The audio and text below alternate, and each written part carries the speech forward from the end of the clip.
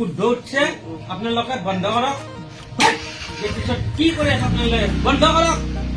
কৰিব লাগিব এইটো 10 দিন সময় দিছো নহলে ৰিয়েকশ্যনটো বেলেগ হ'ব এই ফালতু কথা লাগা হলে মই ইতিমধ্যে মই ফোন কৰি এটা শুনে দিম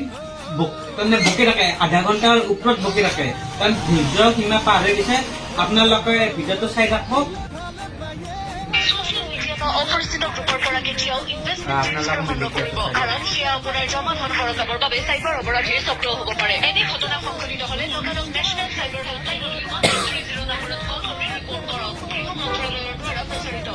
ছ'চিয়েল মিডিয়া বা অপৰিচিত গ্ৰুপৰ পৰা কেতিয়াও ইনভেষ্টমেণ্ট টিপছ গ্ৰহণ নকৰিব কাৰণ সেয়া আপোনাৰ জমা ধন খৰচাবৰ বাবে চাইবাৰ অপৰাধীৰ চক্ৰ হ'ব পাৰে এনে ঘটনা সংঘটিত হলে লগালগ নেশ্যনেল চাইবাৰ হেল্পলাইনলৈ 1330 নম্বৰত কল কৰি নমস্কাৰ জয় অসম লাইক কমেণ্ট কৰি দিব শ্বেয়াৰ কৰি দিব বাই নমস্কাৰ বাই বাই